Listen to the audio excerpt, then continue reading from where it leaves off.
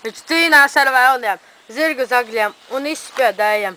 Viņš no kā nebaidās, viņš meklē skanošo.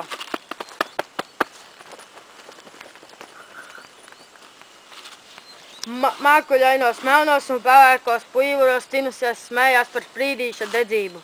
Ha, ha, ha, ha, ha. Ko te tu man uz pabērnu strankā? Es meklēju zeltu. Es tev varu dot darbu. Kāda? Brauc uz manu pili, sargā manus pabērnus. Uz cik ilgu laiku? Kamēr es aiziešu spēkot, tas ilgs apmēram 3 tēvreizes. Labi. Es tev atalgoju par tavu labo darbu. Lūdzu tev šī stabule, tikmēr, kamēr tu viņu pūtīsi, neviens nespēs atstāt dejot. Paldies. No skujām un lapām, galvā cepurīte no ziedu pumpuriem.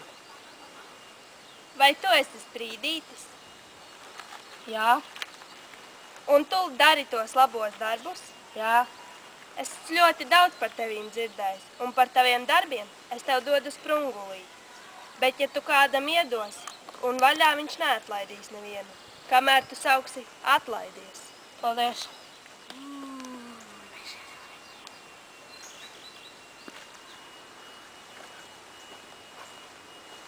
Kas tu būtu?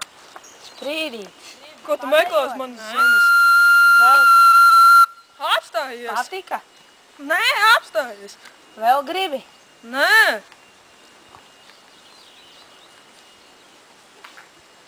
Turies.